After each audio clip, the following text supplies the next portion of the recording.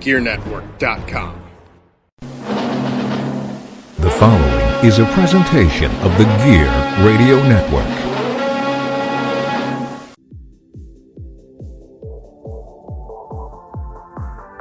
Ladies and gentlemen, it is Pat G from the Turnbuckle Talk Radio podcast. And no, we're not talking pro wrestling today, but we are talking sports hoodies, NFL, NBA, MLB, NHL, soccer, and much more.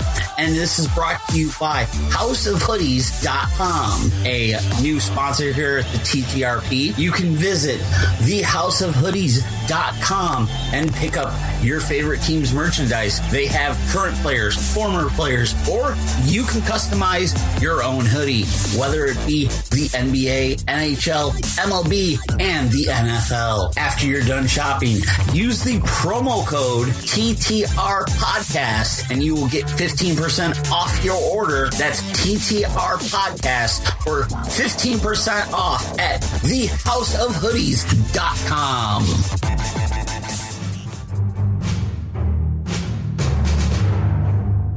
From Wherever We Decide Studios, broadcasted live on iTunes, Spreaker, and worldwide, this is the Turnbuckle Talk Radio Podcast with your host, the producer, Pat G. The G stands for Gangsta. And now kick back and get ready for the eargasms.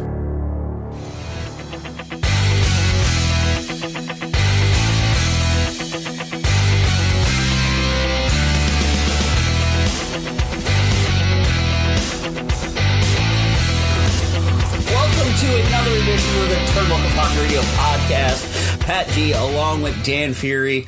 Of course, we bring you the TTRP brought to you by Gear Network and, of course, GearNetwork.com and all the fun content on the Gear Network, because it's a lot of fun content, especially hearing people rant about the Astros and the Sabres and the Bills and so much and like that. But we are going to rant and rave about NXT Takeover Portland, which was the first ever takeover show on a Sunday. Sunday. And on top of that, not together with any kind of Raw and or SmackDown major pay-per-view. It was all by itself. All by itself. And you know what? It's awesome to see Takeover now take over Sundays, because historically, as we know, it's been a Saturday night special for you to tune in to a takeover, especially when they started on the network. There you go. I mean, ever since the launch of this thing, 6 years now? Yeah. NXT takeovers have been a Saturday night special. You know, you don't go out on date night as long as NXT takeover's on. Gentlemen, you know what I'm talking about. And what a special treat it was on this past Valentine's Day weekend for NXT to take over Portland. We jumped in the private plane with the Broserweights, and we flew in there, and my God, ladies and gentlemen, NXT delivered again. They did. They absolutely did deliver. And you had multiple title matches on the show, and they started off the show with the North American title of Keith Lee versus Dominic Dakota. I can't talk all of a sudden. Dominic Dijak, whatever. How do you pronounce his damn last name? Well, I always know him as Dijak. Okay, because, Dijak. You know, when he worked in the independents up in the Northeast, you know, when he'd be in World of Hurt or various locker rooms, he was Donovan Dijak then. But I mean, it's like Dijak. Yeah. There you go. Dijak. End of story. But these two men, they did things that men their size should have not been doing. You know, it's funny that the world is seeing this out of Dijak, because this is stuff that I saw at World of Hurt Wrestling in Whitehall, New York, in front of a couple hundred fans. Yeah. Like, this was a guy who the camera doesn't do him justice. Like, people would talk about Big Cass, right? And this is not a knock on Big Cass. you know, 7 foot tall, and you can't teach that. Donovan Dijak is about the height of Big Cass. Yeah. With the athletic ability of a cruiserweight, the way this guy moves around the ring for a Dijakovic, that's right. Size, okay. It's almost scary to think that he's the same height as, you know, someone of a Braun Strowman or a Kevin Nash. A young Kevin Nash is a great comparison for Dijak. Yeah, because Dijakovic he's 6'7". Big dude. He is 6'7". He's in that range of your young Kevin Nashes, your Kanes, your Undertakers, your Big Shows. Like, he's in that range, the Braun Strowmans and everything, like you mentioned. And the fact that he's doing springboard jumped off top rope to outside between tables is just like, wait, why are you doing these things? You're not supposed to be doing. You're a giant big man. And then Keith Lee, him being the size that he is, and him being 300 plus pounds, doing hurricanranas is like, you're not allowed to supposed to do these things. But the best part about this, and I hate to say this the way I'm going to say it, to see these big athletic men doing this, yes, almost gives us, in mind you, the first match of the show. Okay, first match of the pay-per-view. Yeah, it essentially was, you could call it a follow that moment. Oh, absolutely. Even though every match on the card not only followed it, but was somehow able to tell a different story.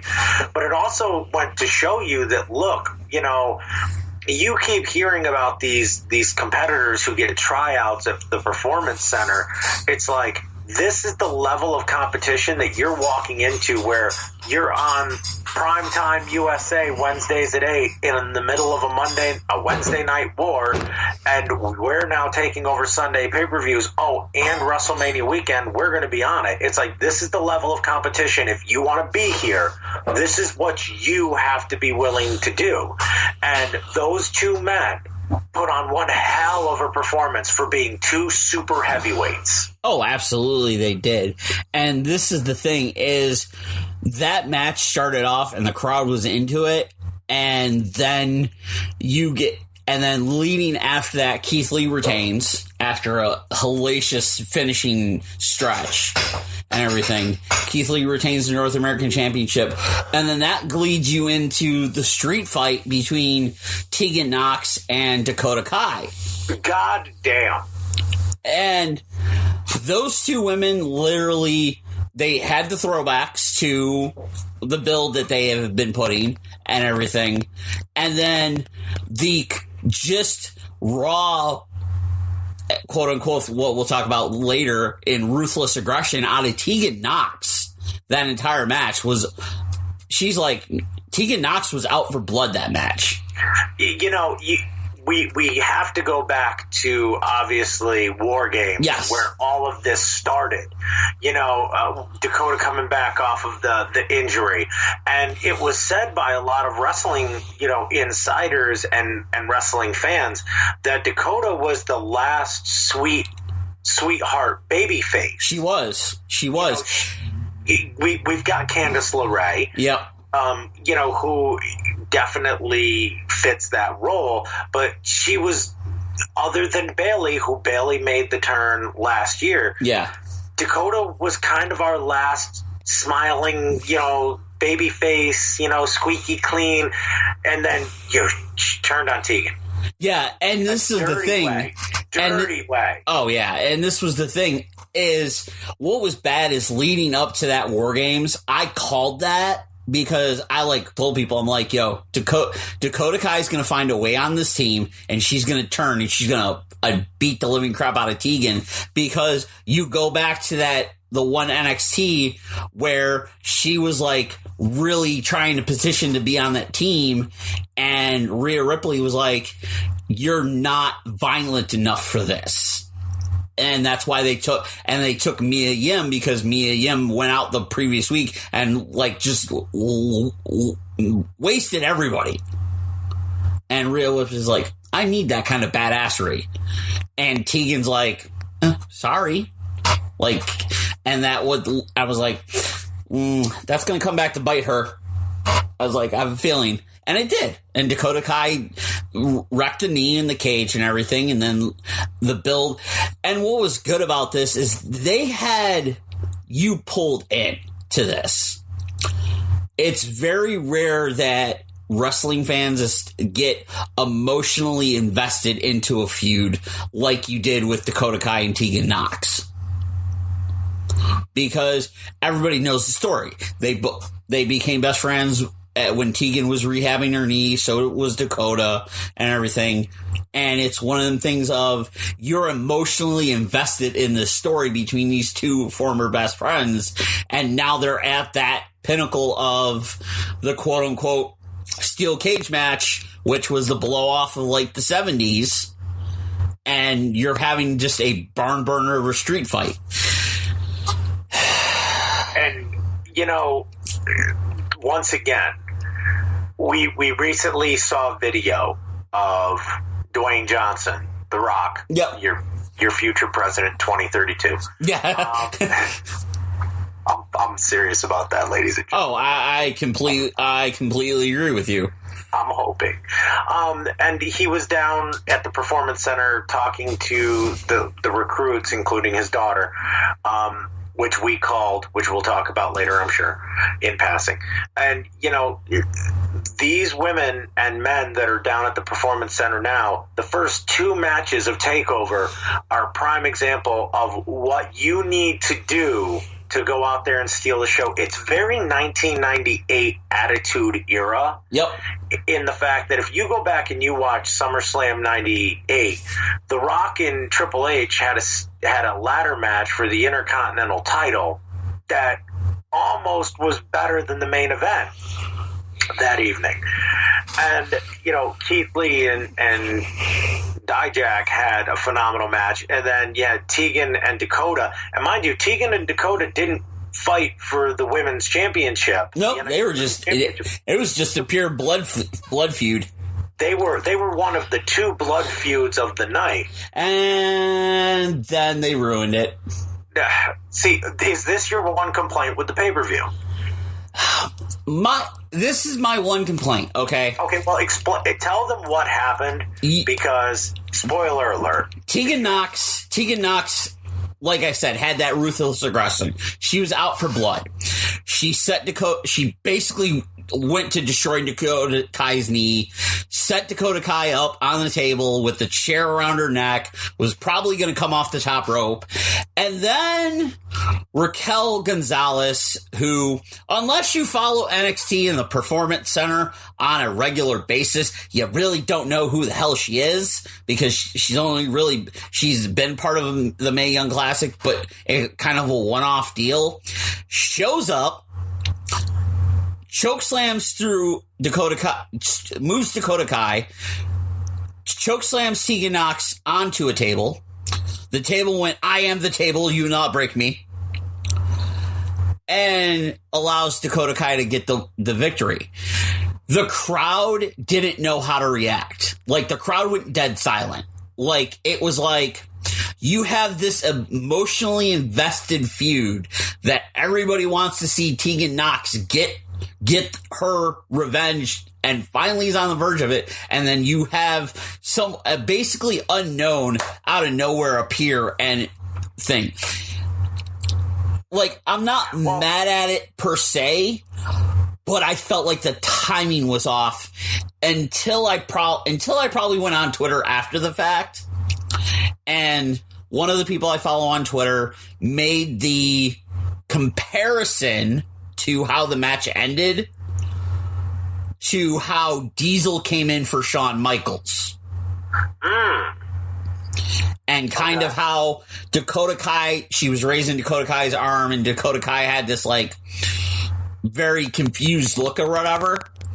And they made the comparison to Shawn Michaels and Diesel when Diesel came in to be Michaels' bodyguard.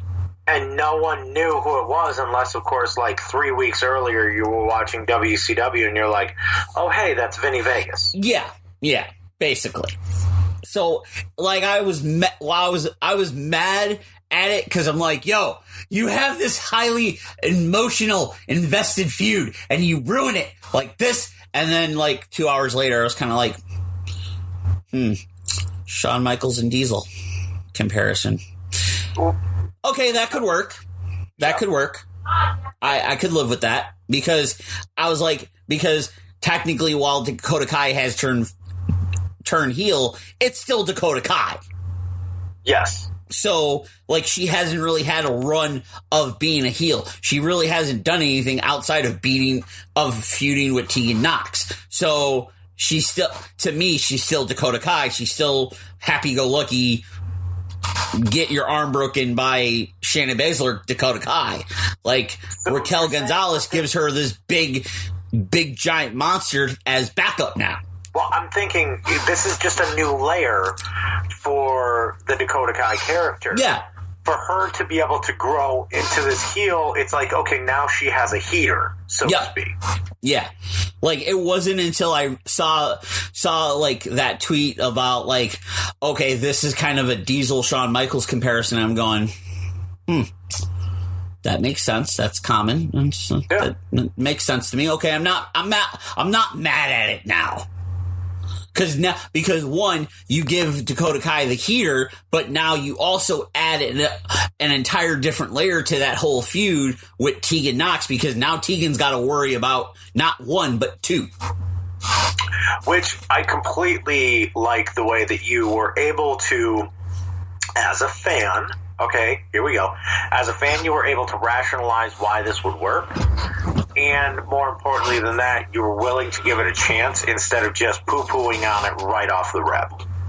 You know, you didn't stay mad or confused. You were like, okay, this is a layer to this character, which some fans, I hate to say it, would do. I mean, in recent promotions, new guys have shown up, and we've gotten chance of who are you? Yep. Like, okay, we know you from the indies, but who are you?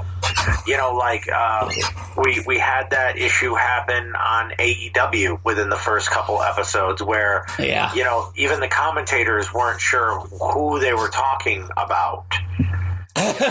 Jim Ross.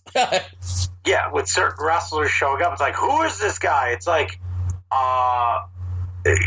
really? Like, this is one of your big signs. That you guys are, but it happens. You know, not everyone can follow independent wrestling, you know, as staunchly as we do. Yeah, absolutely.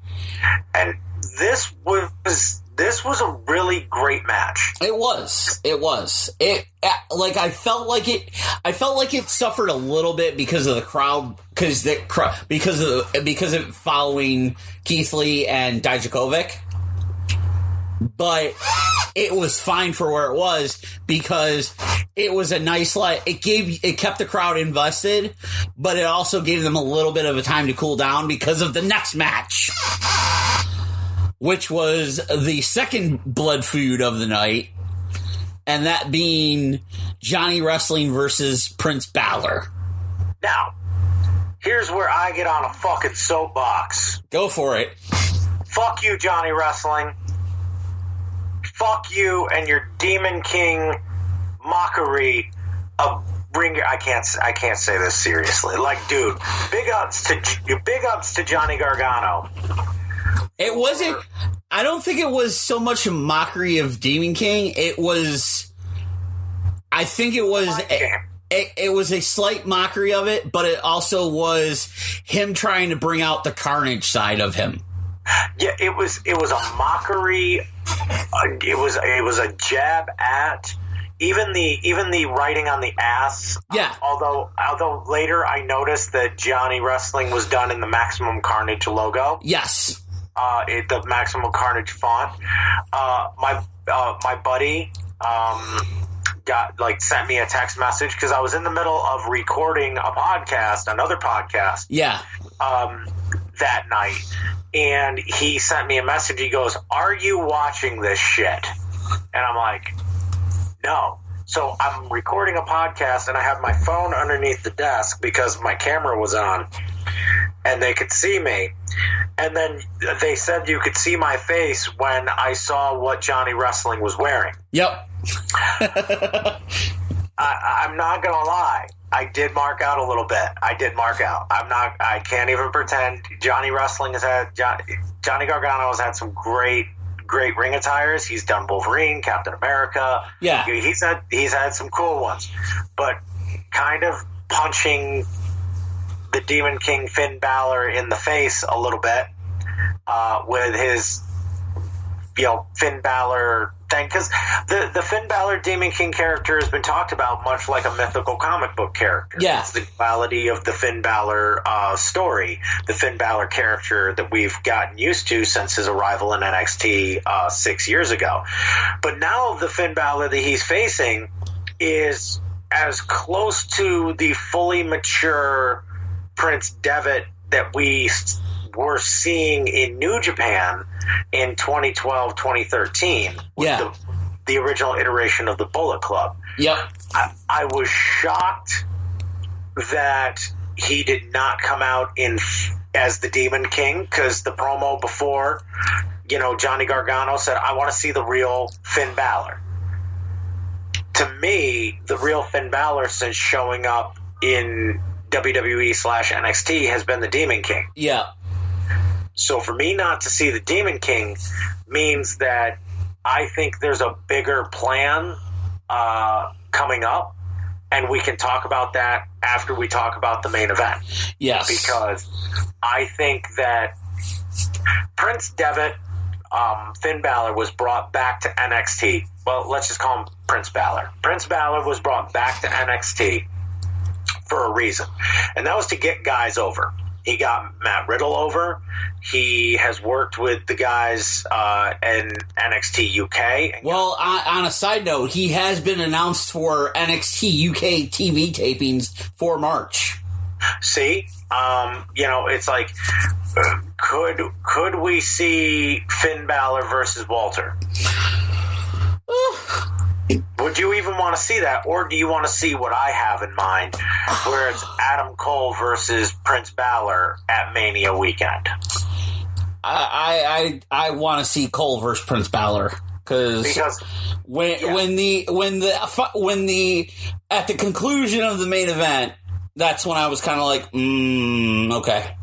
Yeah, because we'll get to that in a minute. Yep. The reason why is that Finn Balor's job has been to elevate the talent of NXT. He's the superstar who last year at the Royal Rumble fought Brock Lesnar. Yep. He is the guy who has gone on, who's main evented NXTs in the past. He is the guy who has the experience against the main roster talent, and he is the guy who is bringing guys up now. So to speak. They have to get on Finn Balor's level. Yep. So Johnny Gargano and Finn Balor, my match of the night. Oh, absolutely. It was match of the night.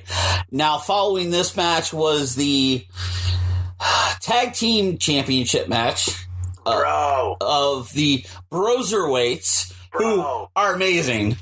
Bro. Who are amazing. Because,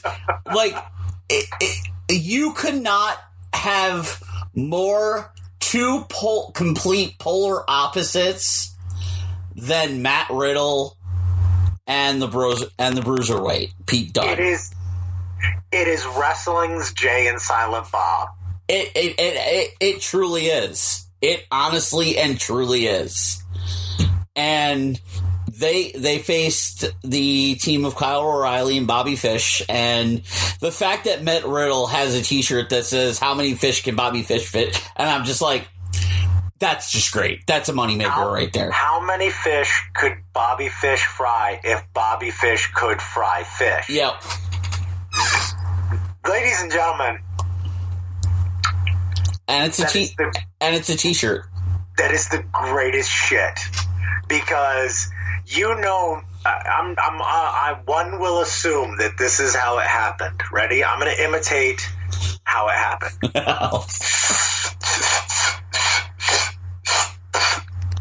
Hey, so I have an idea, man. Like, how much fish could Bobby Fish fry if Bobby Fish could fry fish? Now, I want you to think about this, right? Ready? Yep. What if we put that on a t-shirt? That's basically how the idea probably happened. It's beautiful. It is dumb. It is silly. It is beautiful. And the funny part about all of this is when you strip down, the bruiserweight Pete Dunne is a badass dude. Oh, he absolutely is. He's former NXT UK champion. He's a bad dude. You could tell he's a shooter. And Matt Riddle still has one of the best knockouts in UFC history on The Ultimate Fighter. Okay? He, too, is a badass dude. And for them to add wrestling and humor and stoner comedy and buddy comedy in with a team that could, in all seriousness, whoop the ever-loving piss out of you. Oh, yeah, absolutely. And then went on, after winning the Dusty Rhodes Tag Team Tournament, now are your new NXT Tag Team Champions, taking it away from the Undisputed Era. Yep, as the Undisputed Era has now lost two-fourths of the prophecy. For now. Until we get to the main event. For now. I will say this. That match was amazing. The one-on-one interactions between Kyle O'Reilly, who has a MMA background, and Matt Riddle were just legitimate. Yeah. Like, those two guys back, and then just the hard-hitting strong style between Bobby Fish and Pete Dunne was amazing. It's one of those instances with tag. See, I've always been a fan of tag team wrestling. You know, when I got into professional wrestling, it was in tags, and I love the fact that you have more pieces to work with. You know what I mean? The psychology is different. Even going back to when I was a kid, some of my favorite matches were actually the tag team matches, and not necessarily like a Superstars taping where it was, Ming and Haku murdering people, but, like a Heart Foundation versus the Bulldogs, or the Rockers versus Demolition. Matches like that where you were able to maneuver pieces. And like you said, when you've got, O'Reilly and Riddle and Fish and Dunne with such similar styles between the two of them, and pairing them off in ways that you can look at as being similar but different enough to be able to give you psychology in and of themselves. Then put all of those pieces together, and then add the fact that you have an entertaining team in the Broserweights, and you have really a dynasty when it comes to the Undisputed Era. Yeah, absolutely. It's and I love, and the thing with the Undisputed Era as far as Riley and Fish, I love the fact that they took their team name from ROH and turned it into one of their finishing moves. And it goes to show you what Punk said with his interview on WWE Backstage when he arrived. Yeah, where he's like, NXT is very, very indie, very punk rock, very independent wrestling. It's like, there was that little while there in 2014 where it was like, oh, we're going to rebrand you as our own thing. And then it was almost like Samoa Joe showed up, and then it was like, well, screw that. If they come with something, if they come with a name, we're just gonna run with it.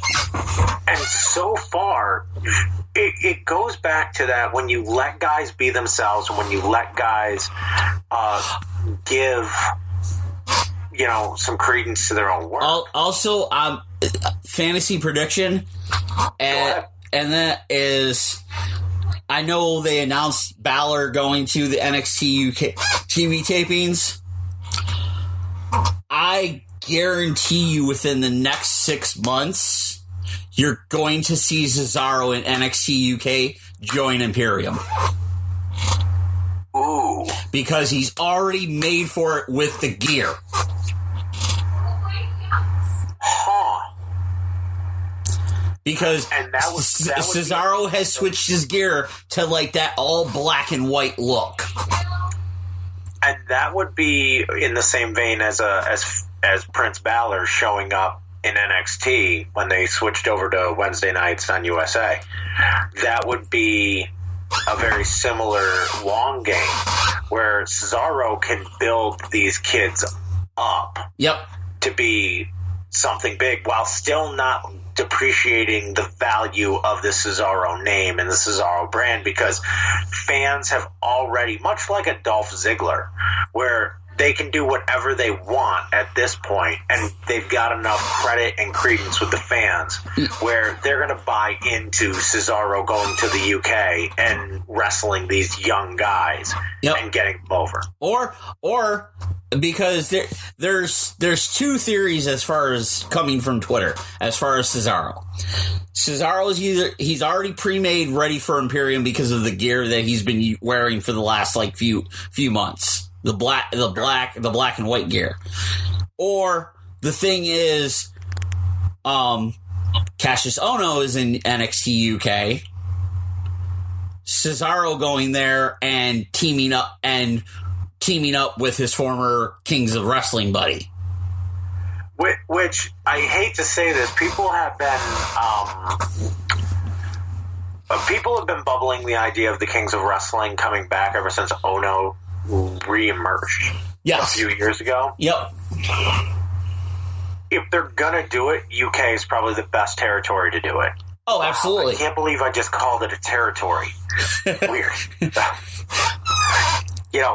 the best territory to do it. It's the best. It's the best space to do it because Cesaro and Ohno have such a long history of experience of wrestling.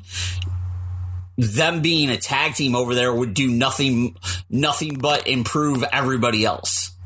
Yeah. And speaking of improving and building upon, let's just talk about the long-standing legacy, even though it's only a few years old, of the NXT Women's Championship. Yep. And the fact that the NXT Women's matches continue to be one of the bright spotlights in pro wrestling. Because we were talking about this a couple weeks ago when we brought up AEW women's wrestling in contrast to the NXT women's wrestling. And let's just talk about the fact that Bianca Belair and Rhea Ripley did it again. Yeah, Belair and Rhea Ripley tore it up again, and they had a hell of a match. And the thing is what's funny is Bianca Belair is one of them few people that can actually match power for power with Rhea Ripley.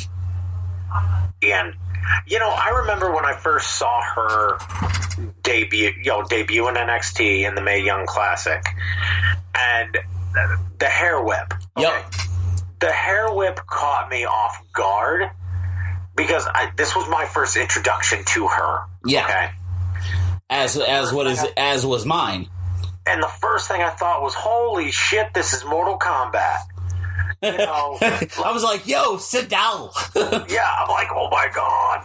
Dude, they're just... And then, of course, at the Royal Rumble this year, it seemed like all of them were doing Mortal Kombat character outfit. It's almost like all the nerd girls got together and they're like, let's dress up this year. That's exactly what happened because Zelina Vega had Sindel. Tegan Nox had Captain Marvel. Like they literally all the women that you see like on up, down, down or left, right or whatever that are video game nerd thing, they all had costumes. And I mean, do remember that Zelina Vega really outdid herself last year when she was Vega from Street Fighter. So let's give credit where credit is due. Yeah. She went straight up Capcom on their asses. This year they decided to do Acclaim, so that's pretty badass. Yeah. But last year Rhea Ripley really shined in the Royal Rumble. Yep. She has been putting on performance after performance. The Survivor Series this year, you and I, after Survivor Series, we called this. We said that they were going to put this title on her sooner rather than later, and by the end of the weekend, she had it. But then we also said they're going to spotlight her by WrestleMania. Yep. And ta-da!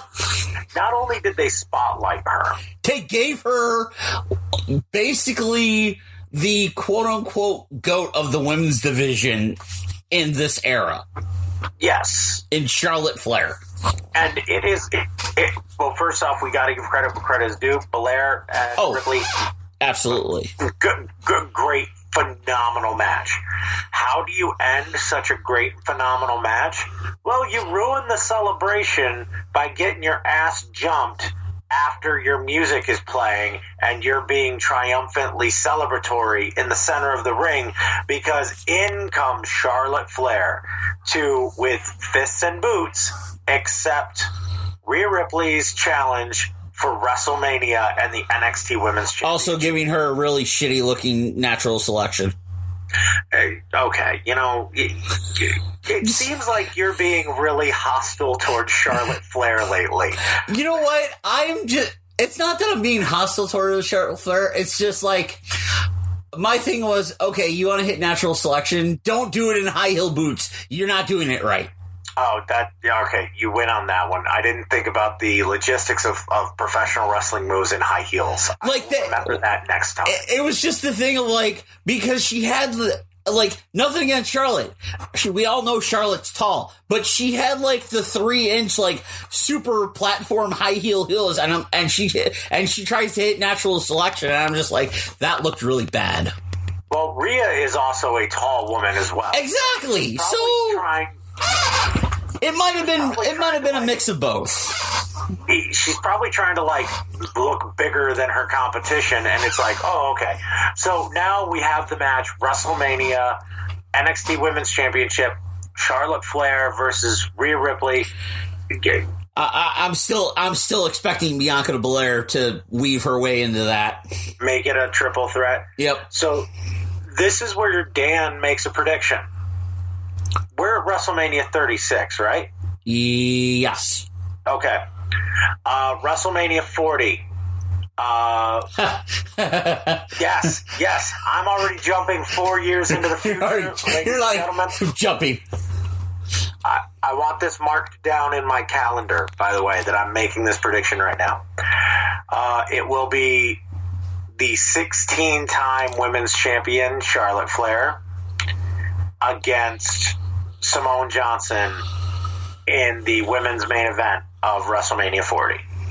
I love how people on Twitter are, when they announce The Rock's daughter signing to the Performance Center and everything, people have made the joke on Twitter that she's going to be known as the Pebble. That's actually kind of funny. I laughed at it because I was like, Pebbles Johnson. That's funny. Thank you. Here is the reason I say that is because it would be apropos that 20 years after Ric Flair and The Rock squared off in Madison Square Garden at WrestleMania 20 in the 3-on-2 match, that their daughters would be squaring off in a match, and that gives Simone Johnson 4 years to get her character over, really prove herself. I mean, let's be honest, her dad took 2 years to get the title? Yeah. 2 years? About that. I mean, not including a year of training. So 3 years, he was at the top of the industry. I mean, granted, that's putting a lot of pressure on her. But, I mean, if they let her work at NXT and they let her train and they do everything properly, Charlotte Flair, by the time we get to WrestleMania 40, could, in fact, be a 16-time women's champion. So, yeah. There's a high probability of that. Oh, absolutely. And on top of that, the last WWE backstage, CM Punk saying that Simone Johnson, Charlotte Flair is the one person she could truly relate to. Yes. And because you have to remember, like, granted, Simone Johnson was really, like, you know, The Rock, just based on time frame, okay, was probably in her life a little bit more than Ric Flair was with Charlotte. Yeah. Because you have to remember, he had Simone right in the heat of him being the most electrifying man in sports entertainment. Yep. By the time cognitively she was a toddler and thus noticing anything about that lifestyle, he was already out of the business. Yeah, he was already switched to the movie star Hollywood and everything. Which was something that was brought up that I seem to selectively forget while watching Ruthless Aggression. I think everybody selected, like, I literally, when I watched the second episode and they started off and it was like, and Bruce Pritchard talking about how you're losing The Rock to Hollywood, and I'm like, oh shit, that's right, he was the Scorpion King. Yeah, like, it's funny to think that, you know, CM Punk would say that, and we'll get to the Ruthless Aggression in the next segment. Yeah. The cool part about it is that it's nice that Punk even acknowledges, like, this is much like Randy Orton really would, in a lot of ways, should have related to The Rock. Yep. I mean, if in a perfect universe The Rock would have been around more, they might have understood each other. But you have to remember, there's not very many second generation, let alone third generation superstars, let alone now fourth generation in Simone Johnson. Yeah. And in talking about legacies, we have to now move on to a rivalry that I think defines NXT as a brand. Oh, absolutely. And of course, we had the main event match, the heavyweight champion Adam Cole defending the NXT heavyweight championship against Tommaso Ciampa. And boy, did they have a match.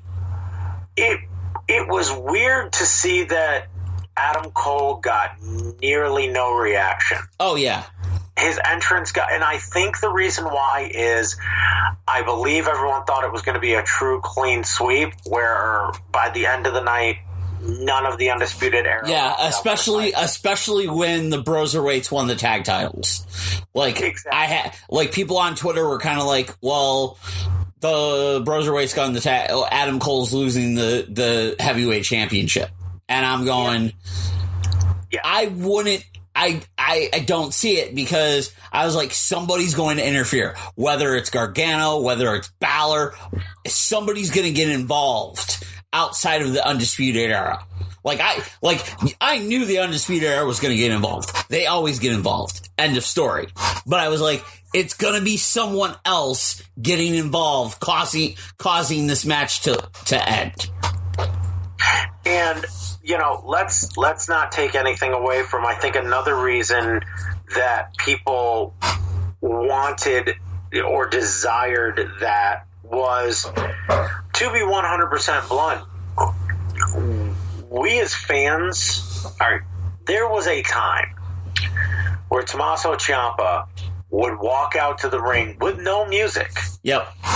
And the fans would actually sing his music, and it was "Fuck you, Ciampa." Yep. Not just a few dozen. Everybody. But an arena of 14,000 people chanted that in unison while he walked to the ring and stood there. They kicked the ground. They chairs. Yeah. The venom that was poured at this man and his character was one of the most beautiful and natural things I'd seen in professional wrestling in a very long time. Like, you want to talk about heat.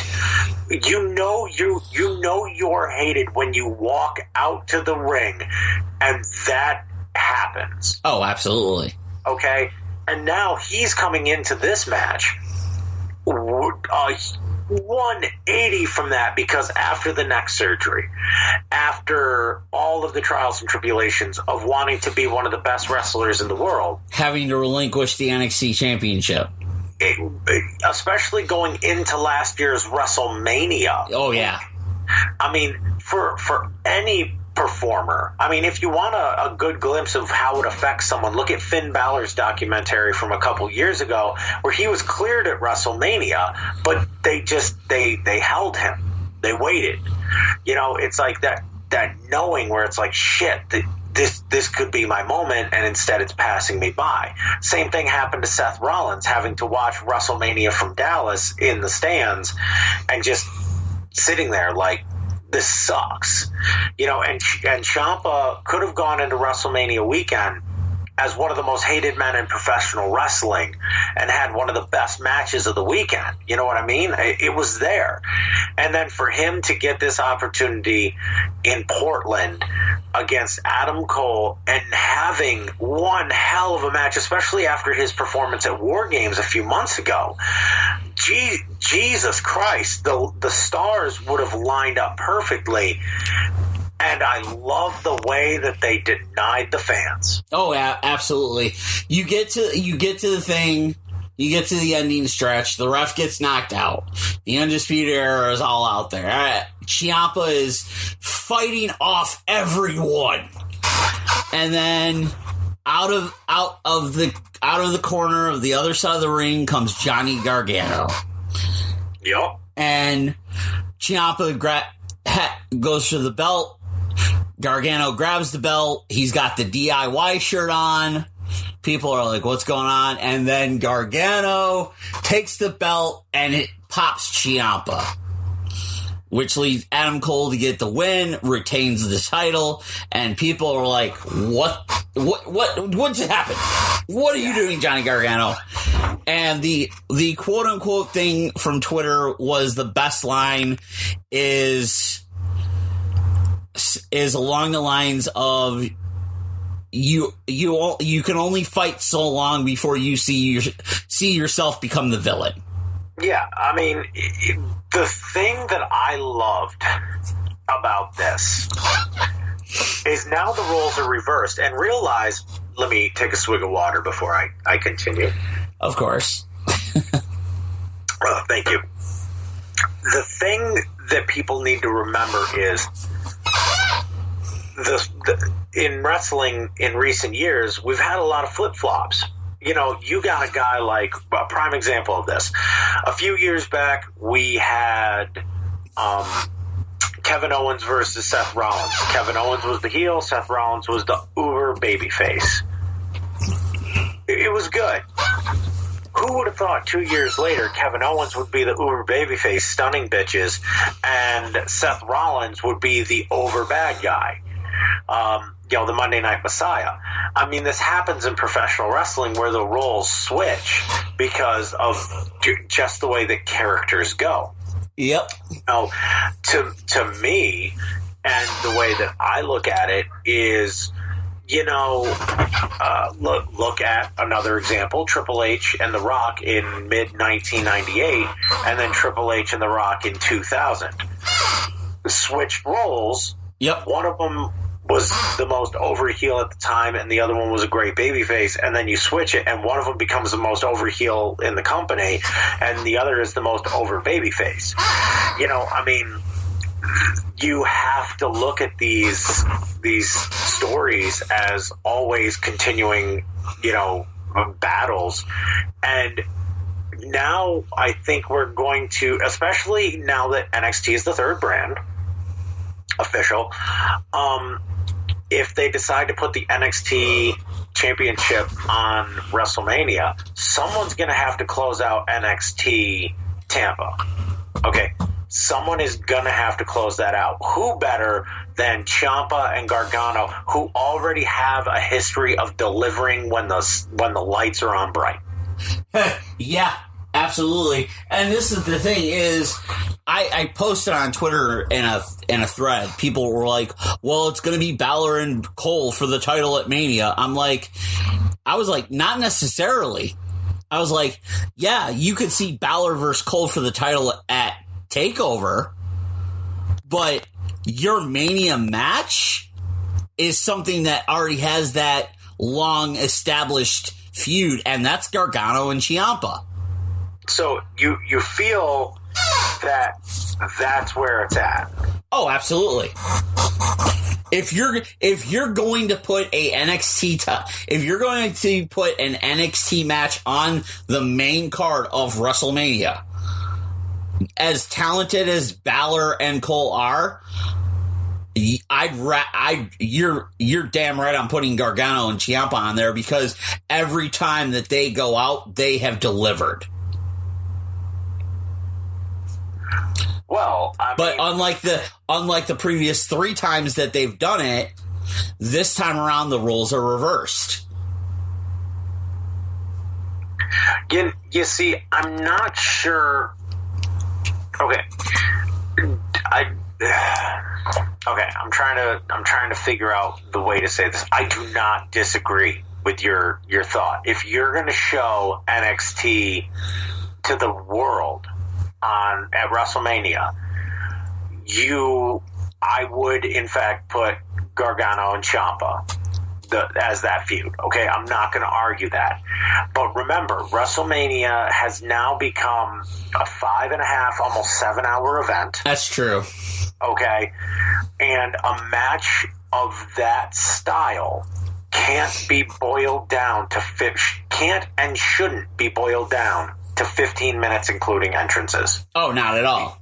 Because this year's WrestleMania card is already, and mind you, we've only had a couple matches announced. We've only had 3 official matches announced.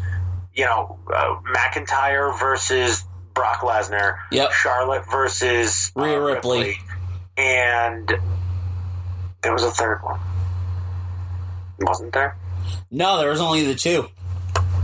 Oh, my son of a bitch. The Fiend versus whoever wins Elimination Chamber. Oh, yeah. Roman Reigns. Yeah, which might not even happen. Which might, with rumor on the street. Because there's rumors and innuendos and thing that might show up to battle the Fiend. So, yeah, we're gonna get into that. Yeah, we'll get into that. But next segment, # things to come. But if I were to put a match on Mania, I would put Adam Cole versus the Fiend Finn Balor, or the Fiend Finn Balor, the Demon King Finn Balor, because of 2 reasons. Reason number 1, I think they could do a 15-minute match. Yeah. And have it be cohesive to the WWE style of programming for that. I honestly think they could too, especially with it being Balor, and it would show the WWE audience a different side of Balor. And I want my goddamned Pirate Demon King figure, okay? I don't give a shit if it's in an Adam Cole 2-pack. I want a Pirate Demon King Finn Balor, WWE. You already took my belt idea. You already took my booking for Johnson versus Flair, WrestleMania 40. I want that figure. But, well, as we're getting close to wrapping up the end of the show here, the WWE released their Ruthless Aggression Docu-Series. Although the first episode released super early on Sunday. Jeez, yes it did. And then what was funny is during NXT TakeOver, Ruthless Aggression, the premiere. And I'm like, yo, everybody's watched it already, guys. Yeah, someone accidentally pushed the send button. Somebody pushed the red button and released it early. But yes, the first 2 episodes were released, and the first episode I liked because it gave you the looks into the invasion angle. Mm-hmm. And what they were truly missing. And then all of a sudden, a year later, hey, look, we have Ric Flair. We have the NWO. Okay. Well, that was a missed opportunity, but all right.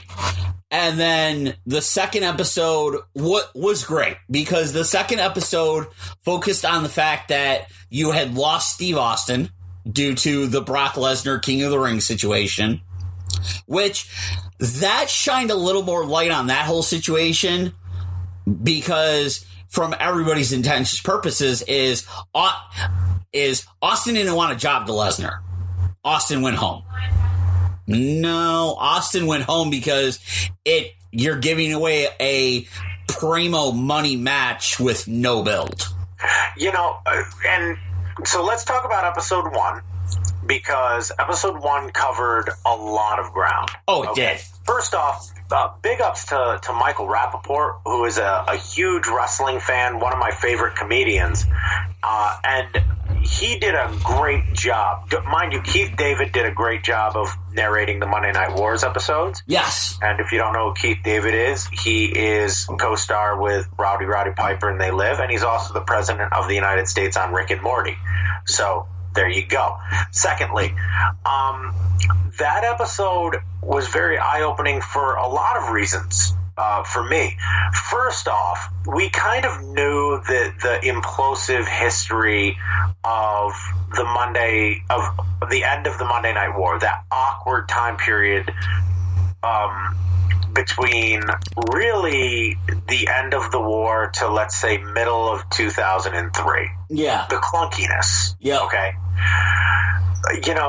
First off, I love the fact that they got new interviews with new people. Oh, okay? absolutely. Bruce Pritchard is the first person that you see. They got the new interviews with Hulk Hogan, new interviews with The Rock, John Cena, Randy Orton, Dave Bautista. I mean, a lot of people were on this, brand new interviews talking about this stuff. It wasn't just canned footage that they just brought out. Like the Monday Night Wars. Like the Monday Night War docu-series.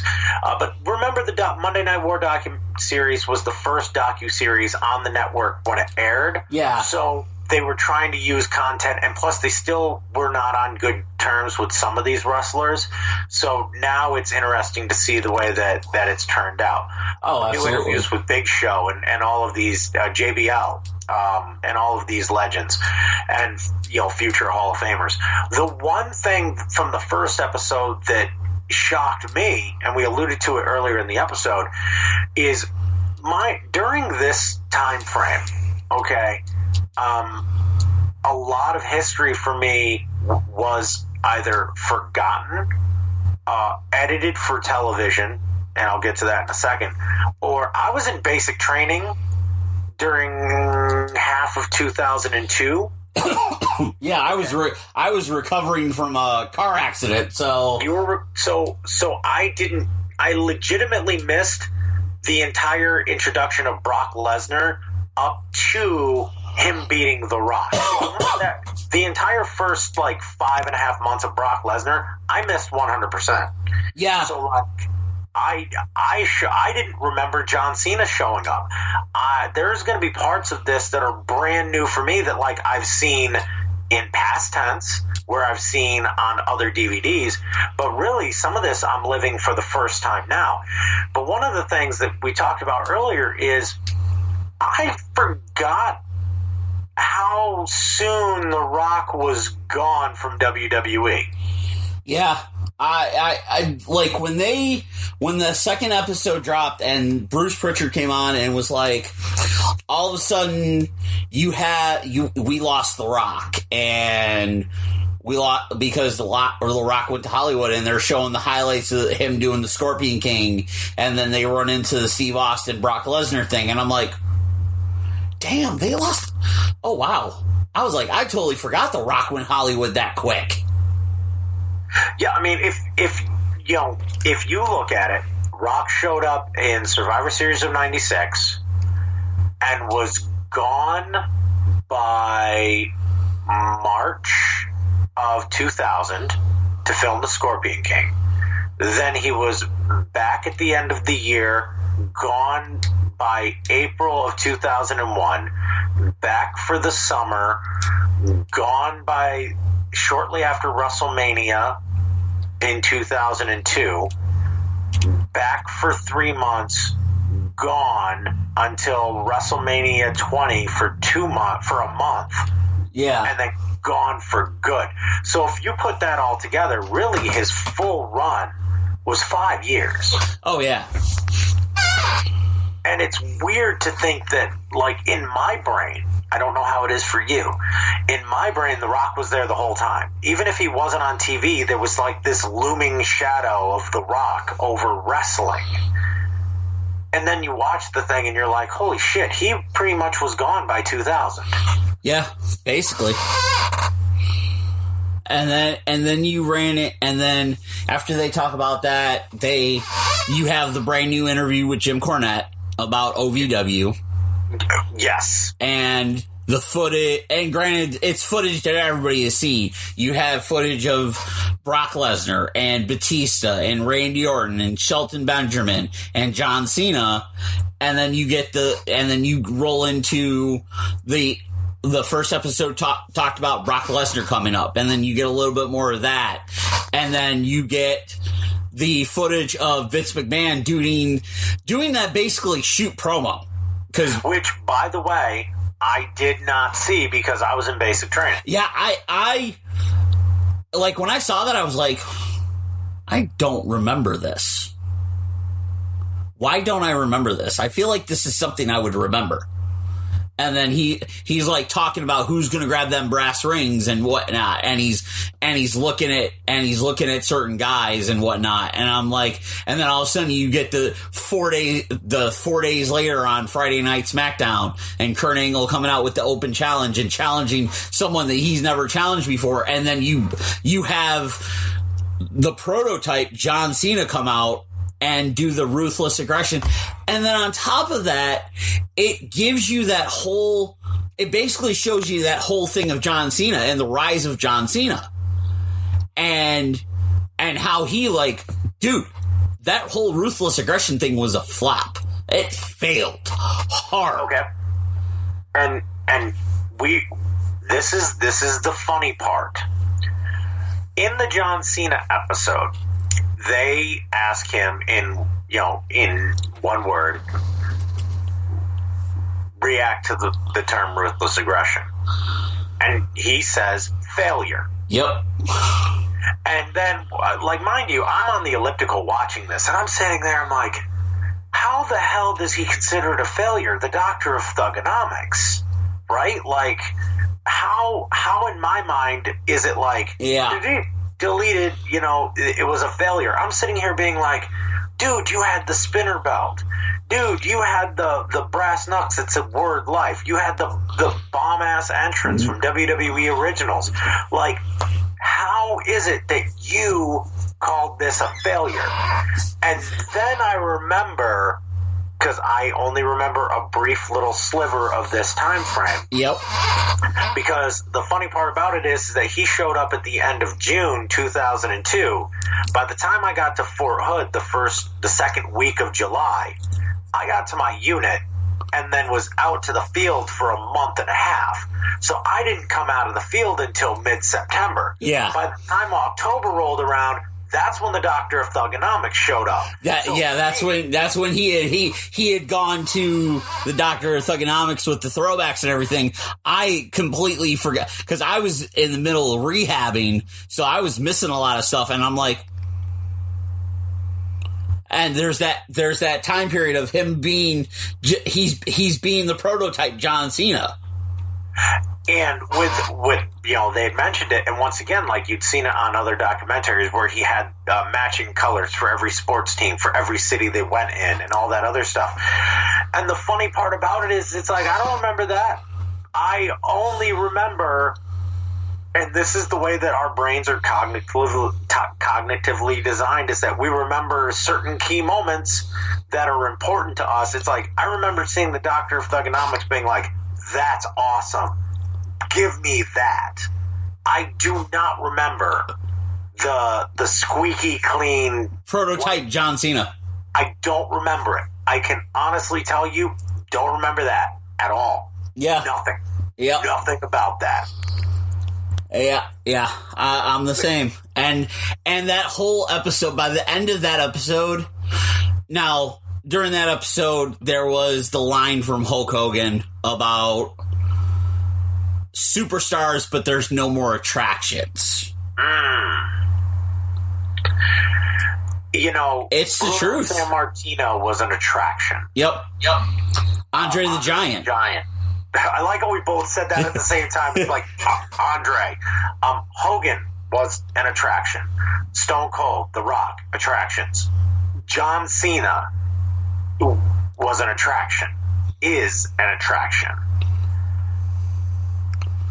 Do you, Pat G, loaded question, do you feel that there is a singular attraction in WWE today, or do you think that the product is based on the collective WWE product and not around one single guy? It's the collective product. Oh, now here's a loaded question again. Do you feel that is out of fear / necessity? Because guys like, and by the end of this documentary, I'm a comment on it. By the end of this documentary, I had new feelings about John Cena, but I'll get to that in a second. Do you feel that is out of fear and necessity because guys like John Cena, Stone Cold, The Rock, and Hulk Hogan, they don't come around as much as they used to? And do you feel that because of that, they would rather base the product on the collective rather than put the burden on one man who may or may not be good at the job? I honestly think they'd rather have a collective group of people who could take the mantle of being the guy versus one person being the guy and getting so big that eventually he moves on. Now, we were Now, yes, The Rock had a collective run of 5 years. Austin had a collective run of 3 or 4. Hogan had a run of 6 or 7. John Cena had a run of had a decade run. He did. He had a decade run.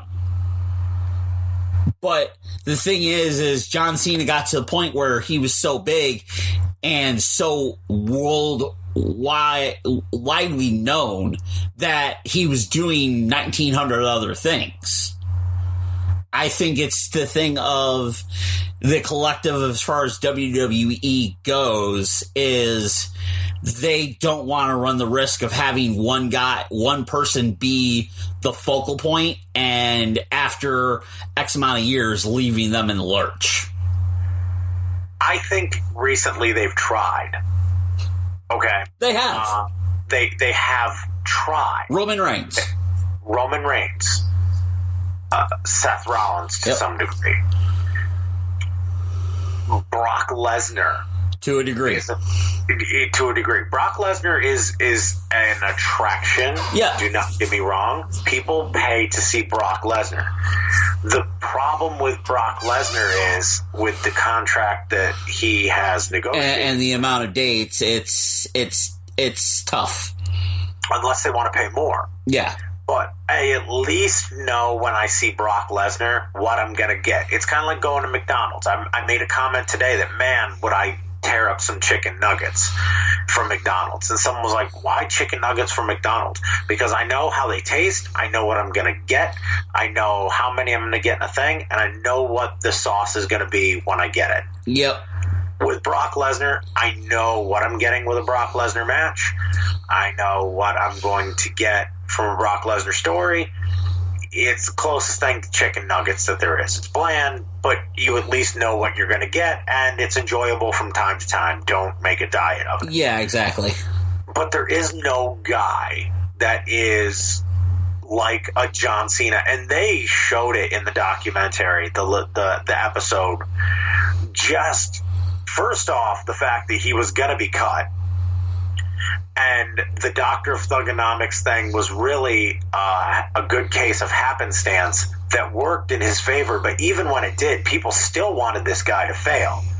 And it's kind of like wishing that the captain of your airplane would die mid-flight. Like, do you want to crash this plane? It's like, put some faith in your captain here. Exactly. And by the end of it, it made me miss John Cena even more than I realized I did, because, God damn it, there are no more John Cenas. No, there isn't. There are no more guys, like, love him or hate him. And we've had some conversations on the show about John Cena. John Cena wrestled the style of the guys he was with from that 2005 to 2011 time frame. Okay, so for 5 years he wrestled a Triple H style. He wrestled a certain WWE watermark style, because there is a WWE style. That match with CM Punk in Chicago showed an entirely different side of John Cena and really threw the John Cena rule book out. Oh, it absolutely did. People at that match was like, yo, this guy can work. Yeah, to the point where, like, when Kevin Owens showed up, AJ Styles showed up, like, John Cena was throwing shit at the wall. John Cena on a Monday Night Raw in 2013 did a goddamn Hurricane Rana against CM Punk. Yep. Suck it, Trebek. I mean, this documentary made me actually say out loud, God damn, I miss John Cena. I want to see John Cena back. I know that he's doing Fast and the Furious 9. I know that he's got all of these movies going on. I know that he's got this Fit Ops where he's helping out wounded warriors get back into physical shape after debilitating injuries and depression post-service. Great representative to do it is John Cena. The thing about it is it's as a fan, it's definitely a case of not realizing what you had until it's gone, and then now that it's gone, you do anything just to have it back one last time. Oh, absolutely. Abso-freaking-lutely. And it's one of the things of, there's a rumor that, because we all know John Cena's coming back to SmackDown on February 28th. Yep. Which is the day after Blood Money 6. There's the rumor that John Cena is going to be having a WrestleMania match.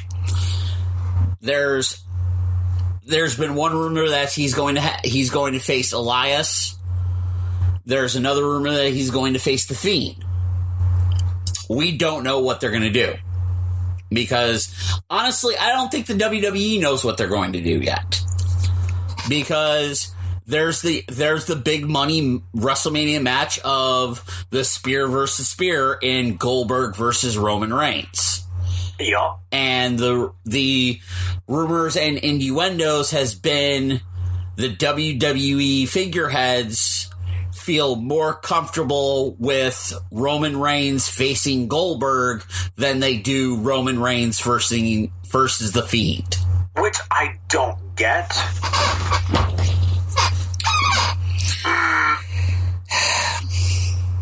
Roman Reigns can work, people. Yeah, he can. Roman Reigns can tell a goddamn... Roman Reigns didn't wrestle an invisible person when he and AJ Styles had a shit ton of good matches a couple years ago. Okay. Roman Reigns can wrestle his ass off if given the right opportunity. Do I think that... God, I'm going to choke saying these words. Do I think that Batman versus the Joker is essentially what that match would be? Yeah. And I think that they'd rather put Superman versus the Joker. Yep. It's basically that. That's what it is, but you know what? Come February 27th, we'll know where it's going to go. I mean, because that would negate the person winning the Elimination Chamber facing The Fiend at WrestleMania. Yep. So why have an Elimination Chamber match at all then this year?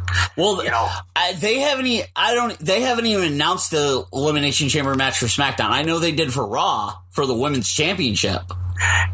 For SmackDown, it is Braun Strowman, Shinsuke Nakamura, The Miz, John Morrison, Roman Reigns, and I'd like to say Dolph Ziggler. Oh, okay.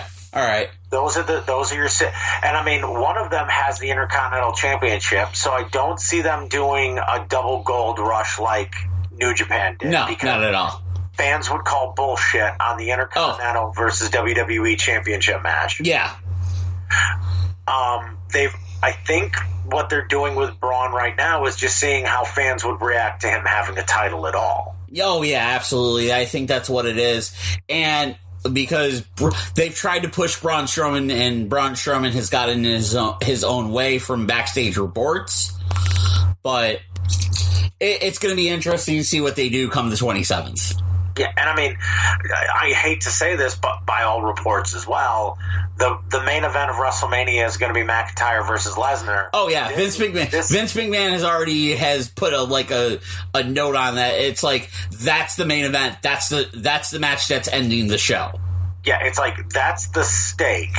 We just need some sizzle on the side. Which there's also the reports that AJ Styles is going to be facing The Undertaker. Which some people would say, why? Because it will be a phenomenal matchup. Yeah, and they already started laying the seeds with the promo that AJ Styles cut last night on Raw. See, I didn't see the promo. What did he say? He basically came out and saying he was the greatest. He's beaten them all, from John Cena to this guy to that guy, and basically the basic hey, this is going to lead to The Undertaker coming out and claiming your soul promo. Which I'm cool with, because AJ Styles is so good. And Undertaker actually, let's give credit where credit is due. If this were the Undertaker that wrestled Goldberg at Blood Money 5, I would say, Well, I think it was, honestly, I think that whole Undertaker Goldberg match was more the fact that Undertaker was like, yo, really? I also think that Goldberg knocked himself out. Yeah, and Undertaker didn't. Out. And Undertaker just got pissed and was like, "Fuck this shit." Yeah, like $2 million, just whatever. Whatever. To me, and then the funny part about it is that here we are talking about how bad that match was, and then he teams up with Roman Reigns, and the majority of the Roman Reigns tag match against Drew McIntyre and Shane McMahon was Undertaker and Drew McIntyre. Yep. Because Undertaker stated that McIntyre was one of the guys he wanted to work with before hanging them up. And you know what? I will put that match as the reason why we have Brock Lesnar versus Drew McIntyre at WrestleMania this year. Oh, absolutely. I completely agree with you.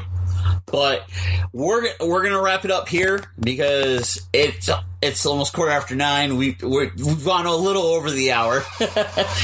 Next thing you know, it's an hour and 45. Yeah, and some of us have to wake up at the butt crack at dawn. Unfortunately, ladies and gentlemen, my job sucks. Yeah. Yeah. So for Dan Fury, I'm Pat G. This has been Turnbuckle Talk Radio Podcast. Thank you for listening. Visit GearNetwork.com and check out all the content from Gear Network. And of course, we will see you on the flip side.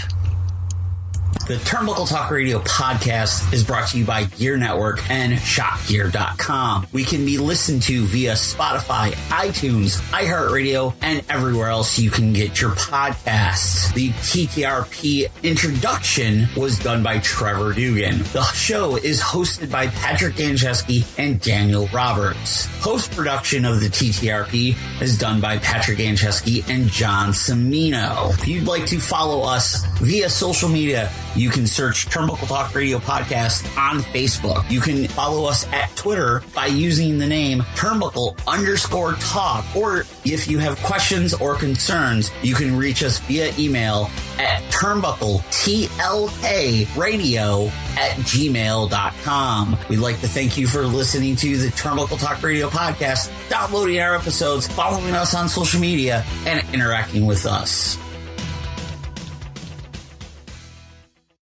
The preceding presentation has been brought to you by the Gear Network.